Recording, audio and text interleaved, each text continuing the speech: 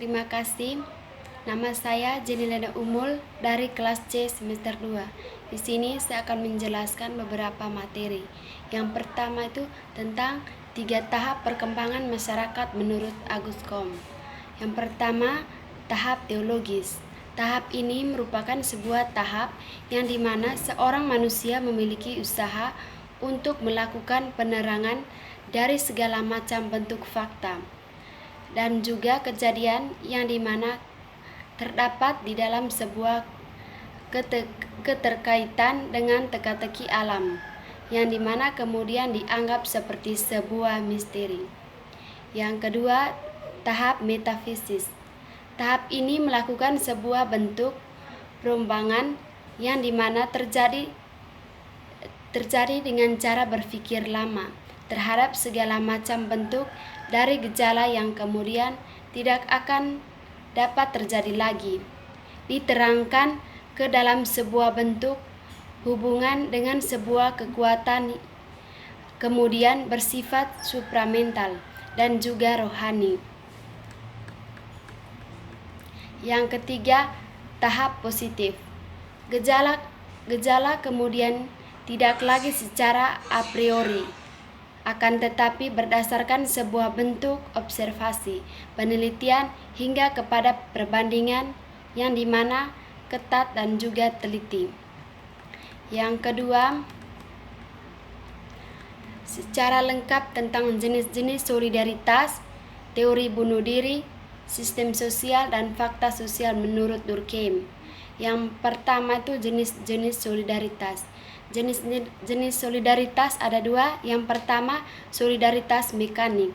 Solidaritas mekanik yaitu suatu solidaritas yang muncul pada masyarakat yang masih sederhana dan diikat oleh kesederhanaan kolektif, serta belum mengenal adanya pembagian kerja di antara anggota kelompok. Ciri-ciri dari solidaritas mekanik merujuk pada ikatan sosial yang dibangun atas dasar kebersamaan, kepercayaan, dan adat bersama. Orang hidup dalam unit keluarga, suku maupun kota bisa berdiri sendiri dan memenuhi kebutuhan hidup mereka tanpa bergantung pada kelompok lain. Solidaritas seperti ini terjadi dalam masyarakat perdesaan. Yang kedua itu solidaritas organik. Solidaritas organik ialah salah satu solidaritas yang mengikat masyarakat yang sudah kompleks dan sudah mengenal pembagian kerja yang teratur hingga disatukan karena adanya sifat saling ketergantungan antara anggota. Ciri-ciri dari solidaritas organik menguraikan tantangan sosial berdasarkan perbedaan individu antara rakyat. Solidaritas seperti ini terjadi di masyarakat perkotaan. Kedua, teori bunuh diri. Yang pertama, teori bunuh diri egoistik. Kasus bunuh diri egoistik ini dapat ditemukan dalam kehidupan sosial, di mana individu tidak berinteraksi dengan baik dalam unit sosial yang luas. Individu dengan masyarakat sangatlah erat kaitannya. Hal ini dikarenakan individu merupakan bagian dari masyarakat dan masyarakat juga merupakan bagian dari individu. Akan tetapi jika interaksinya lemah, maka akan menyebabkan perasaan bahwa individu itu bukan bagian dari masyarakat, yang berarti juga bahwa masyarakat itu bukan bagian dari sang individu. Yang kedua, yang berikut, bunuh diri altruistik. Kasus bunuh diri altruistik lebih mungkin terjadi ketika integrasi sosial terlalu kuat. Jika angka bunuh diri altruistik semakin tinggi, jelas integrasi akan semakin kuat jika semakin banyak harapan yang tersedia, karena ia tergantung pada adanya suatu yang indah setelah hidup di dunia ini. Selanjutnya, bunuh diri anomik. Kasus bunuh diri yang terjadi ketika kekuatan regulasi masyarakat terganggu. Gangguan ini mungkin individu akan merasa lebih puas karena lemahnya kontrol terhadap nafsu mereka yang akan bebas kekeliaraan dalam ras yang tidak pernah puas terhadap kesenangan. Angka bunuh diri anomik bisa meningkat terlepas dari apakah gangguan itu positif seperti peningkatan ekonomi atau negatif seperti penurunan ekonomi. Dari kedua macam gangguan ini membuat kolektivitas terhadap individu untuk sementara waktu. Perubahan-perubahan semacam ini menetapkan orang dalam situasi di mana norma-norma lama sudah tidak berlaku lagi, dan sedangkan norma baru belum lagi dikembangkan. Dengan adanya semacam ini, melepas arus rasa ketercabutan anomik dari akar dan rasa kehilangan norma-norma meningkat, dan arus ini cenderung meningkatkan bunuh diri anomik. Selanjutnya, bunuh diri fatalistik. Bunuh diri fatalistik adalah sebaliknya dari anomik. Fatalistik terjadi dalam situasi regulasi meningkat. Emil Durkheim melukiskan orang-orang yang lebih mungkin untuk melakukan bunuh diri fatalistik sebagai pribadi dengan masa depan yang terhalang tanpa apapun dan nafsu-nafsu yang tercekik dengan kasar oleh disiplin yang bersifat menindas. Selanjutnya, sistem sosial dan fakta sosial. Fakta sosial merupakan aliran sosiologi positif dengan pengkajian berasal dari atribusi eksternalitas, mencakup struktur sosial, norma kebudayaan, dan nilai sosial. Fakta sosial menurut konteks konsepsi Emil Durkheim, di dalamnya terdapat meliputi kesadaran kolektif dan representasi kolektif berkaitan dengan cara bertindak yang berasal dari elaborasi kolektif yang dijabarkan karena adanya aturan hukum yang bersifat otoritatif, termasuk di dalamnya praktis keamanan ataupun yang sekuler yang tergantung dalam norma-norma institusi adalah contoh dari fakta-fakta sosial yang terbentuk baku yang berasal dari kelompok praktis diambil secara kolektif, dan dengan demikian terdapat adanya pemaksaan diri dan internalisasi yang dilakukan oleh para individu. Oleh karena itu, secara kolektif telah diuraikan sehingga dapat membatasi moral dan perilaku dari tiap-tiap individu.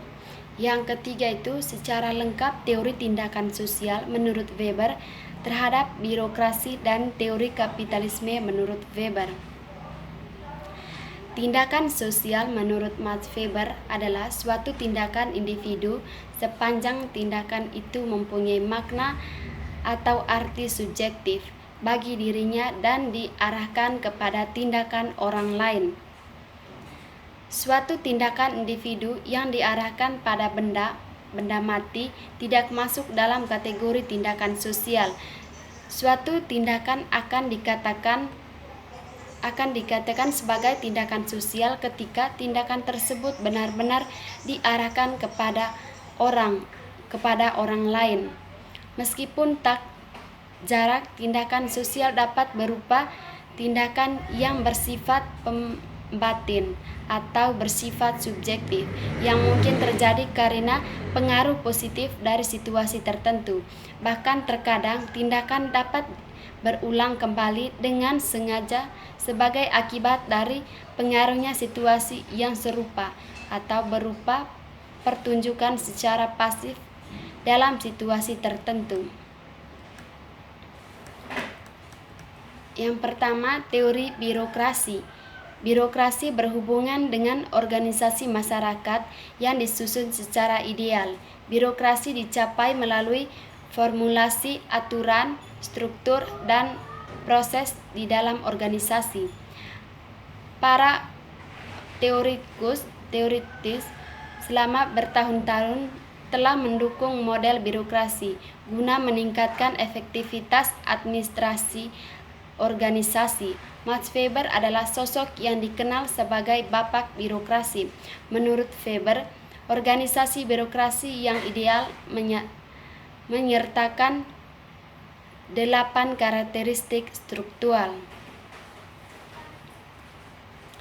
Pertama, aturan-aturan yang disahkan, regulasi dan prosedur yang distandarkan dan diarah tindakan anggota organisasi dalam pencapaian tugas organisasi. Weber mengembangkan rangkaian kaidah dan panduan spesifik dalam merencanakan tugas dan aktivitas organisasi. Yang kedua, spesialisasi. Peran anggota organisasi memberikan peluang kepada divisi pekerjaan untuk menyederhanakan aktivitas. Bekerja dalam menyelesaikan tugas yang rumit dengan mencegah tugas-tugas yang rumit ke dalam aktivitas khusus tersebut, maka produktivitas pekerjaan dapat ditingkatkan. Ketiga, hierarki otoritas organisasi. Formal dan legitimasi. Peran kekuasaan anggota organisasi didasarkan pada keahlian pemegang jabatan secara individu, membantu mengarahkan hubungan inta dan personal di antara anggota organisasi guna menyelesaikan tugas-tugas organisasi. Keempat, pekerjaan personil berkualitas didasarkan pada kemampuan teknik yang mereka miliki dan kemampuan untuk melaksanakan tugas yang dibebankan kepada mereka. Para manajer harus mengevaluasi persyaratan pelamaran kerja secara logis, dan individu yang berkualitas dapat diberikan kesempatan untuk melakukan tugasnya demi perusahaan. Yang kelima, mampu tukar personil dalam peran organisasi yang bertanggung jawab, memungkinkan aktivitas organisasi dapat diselesaikan oleh individu yang berbeda.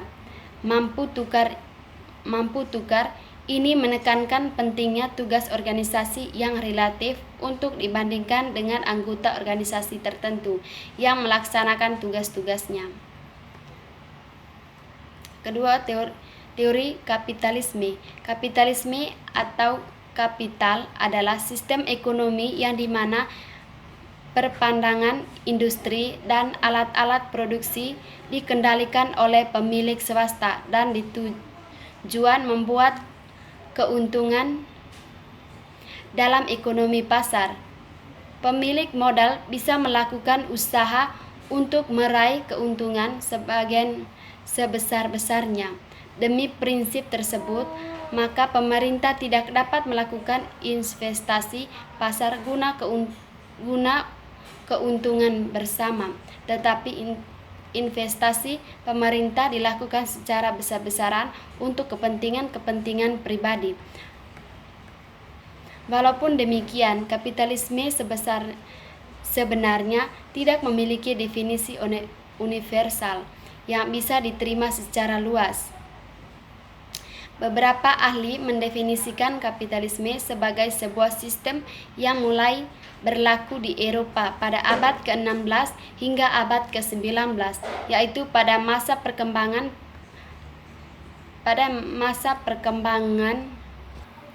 perbankan komersial Eropa, di mana sekelompok individu maupun kelompok dapat bertindak sebagai suatu badan tertentu yang dapat mampu melakukan perdagangan benda miliki pribadi, terutama barang modal seperti tanah dan manusia, guna proses perubahan dari barang modal ke barang jadi.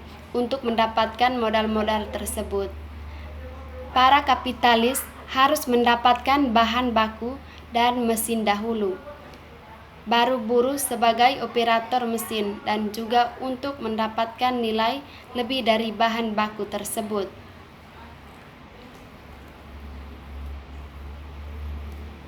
Secara lengkap, teori dialektika, kesadaran palsu, struktur basis alineasi, agama sebagai candu dan kesadaran palsu, relasi ekonomi politik menurut Marx. Yang pertama, teori dialektika. Materialisme dialektis adalah sebuah filsafat ilmu dan alam yang didasarkan pada tulisan-tulisan Karl Marx dan Friedrich Engels.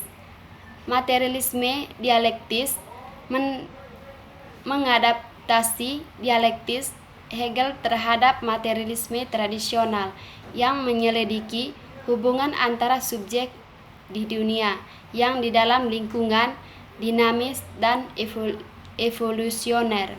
Sementara materialisme metafisis menyelidiki dunia dalam lingkungan yang statis dan teorisasi. Materialisme dialektis meyakini kebenaran perubahan dunia dan munculnya sifat-sifat baru. Di setiap tahap perkembangan seperti yang dikatakan oleh Z.A. Jordan, Engels seringkali menggunakan sudut pandang metafisis bahwa tingkatan keberadaan yang lebih tinggi muncul dari mengikarnya dari yang lebih rendah, bahwa tingkatan yang lebih tinggi merupakan tatanan yang baru dengan hukum-hukum yang tidak dapat direduksikan. Dan proses kemajuan evolusioner ini diperintah oleh hukum-hukum perkembangan yang melambangkan sifat-sifat dasar materi dan penyerahan secara keseluruhan.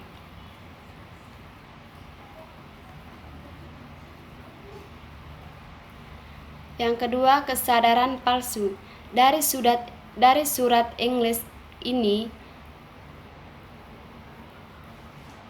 menyatakan yang dimaksud dengan kesadaran palsu adalah yang pertama, agen manusia yang tidak peduli atau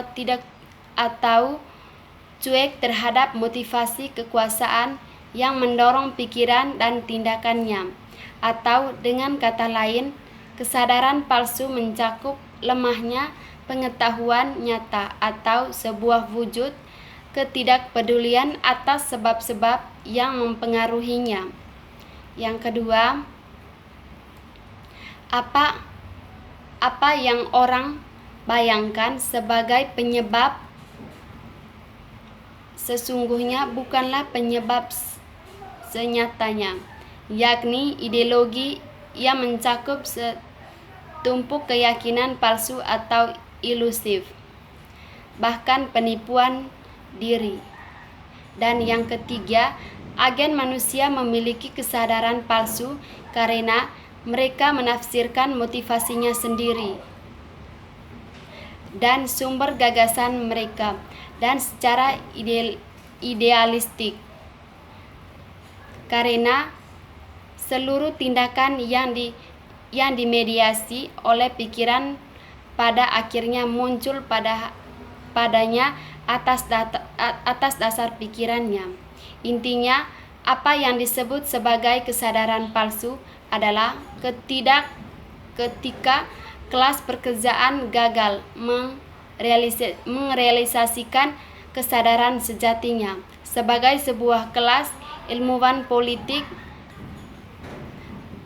Milian Bat menulis apa yang disebut kesadaran palsu adalah kegagalan kelas proletaria dalam merealisasikan tugas-tugas universalnya atau class vote in fact. Yang ketiga, struktur basis. Dalam teori Marxis, masyarakat terdiri dari dua bagian basis atau struktur. Dalam struktur, basis terdiri dari kekuatan dan hubungan produksi. Misalnya kondisi hubungan properti, di mana orang-orang masuk untuk menghasilkan kebutuhan dan kenyamanan hidup. Basis tersebut menentukan hubungan dan gagasan masyarakat lainnya untuk membentuk substruktur, termasuk budaya, lembaga, struktur kekuasaan politik, peran rektoral dan negara. Meskipun hubungan kedua bagian ini tidak sepenuhnya searah, karena substruktur sering mempengaruhi basis atau pengaruh basis tersebut dominan. Marx dan Engels memperingatkan terhadap determinisme ekonomi semacam itu.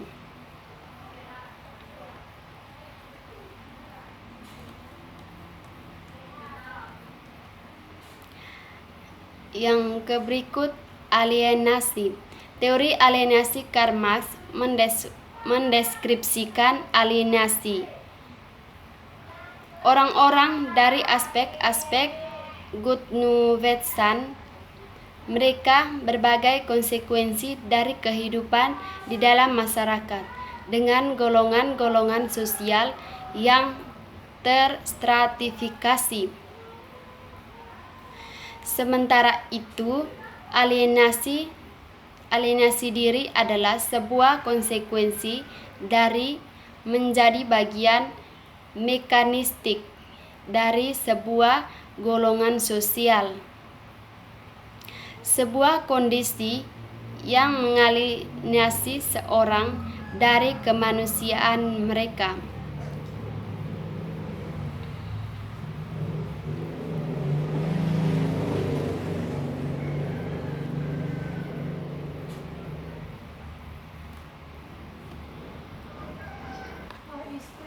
Baik, berikutnya agama sebagai candu dan kesadaran palsu. Relasi ekonomi politik menurut Max Weber. Kritik akan penindasan yang dilakukan oleh kelas pengusaha dan kaum berjuis yang menindas sesama atas nama Tuhan, lalu menjadikan manusia terasing dari sesamanya. Akibat kekuasaan ekonomi yang hanya tertumpu di tangan segelintir orang. Ketika itulah agama tidak lebih dari tidak kurang, hanya dijadikan alat untuk melegitimasi kekuasaan kaum berjuis dan elit politik atas nama Tuhan.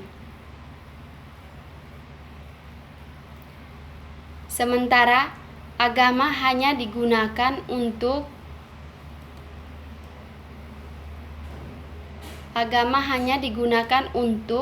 membangun legitimasi dan simpati untuk mencapai kekuasaan.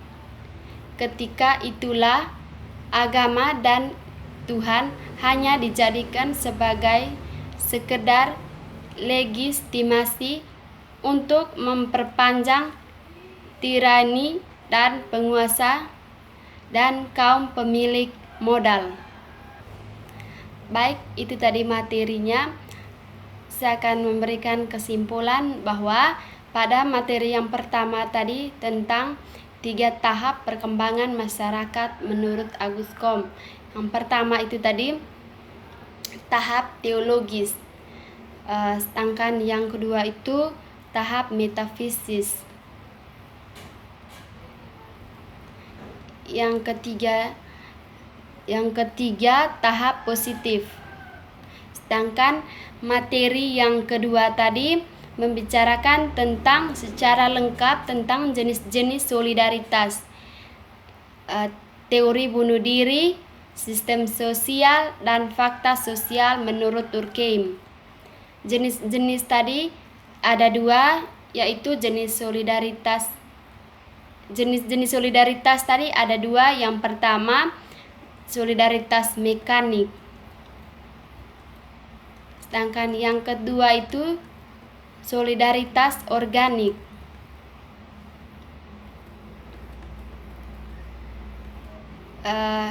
Selanjutnya tadi tentang teori bunuh diri. Teori bunuh diri ada beberapa. Yang pertama, bunuh diri egoistik. Yang kedua, bunuh diri altruistik. Yang ketiga itu tadi bunuh diri anomik. Yang keempat, bunuh diri fatalistik. Selanjutnya tadi tentang sistem sosial dan fakta sosial.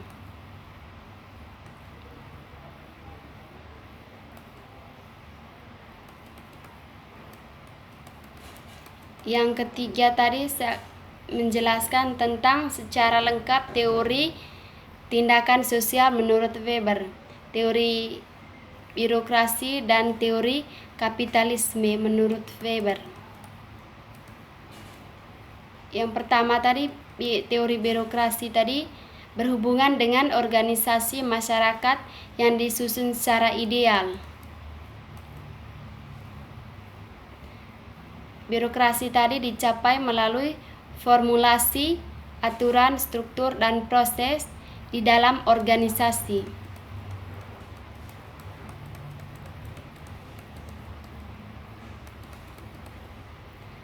Tadi teori birokrasi ada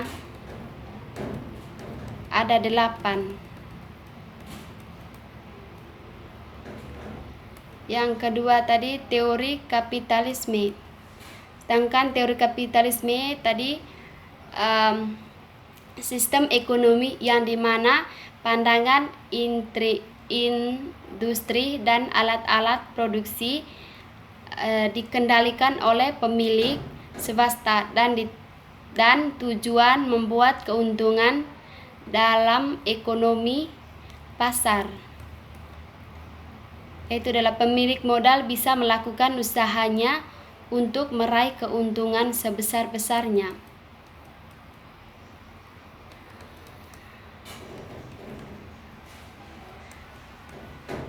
Yang keempat tadi saya menjelaskan tentang secara lengkap teori dialektika tadi, atau kesadaran palsu, struktur basis alienasi, agama sebagai candu, dan kesadaran palsu relasi ekonomi politik menurut Marx. Yang pertama tadi teori dialektika. Yang kedua kesadaran palsu. Yang ketiga struktur basis. Yang keempat tadi alienasi. Yang berikut tadi tentang agama sebagai candu dan kesadaran palsu relasi ekonomi politik menurut Marx. Baik, itu saja materi yang saya sampaikan. Itu saja materi yang saya jelaskan pada kali ini. Saran dari saya, kita harus belajar materi ini karena materi ini sangat penting bagi kita sebagai pelajar. Apalagi ini berkaitan dengan kehidupan kita sehari-hari. Atas perhatiannya saya ucapkan terima kasih. Jika ada kata-kata yang tidak sesuai, saya minta maaf. Sekian materi dari saya kali ini. Saya mengucapkan limpah terima kasih.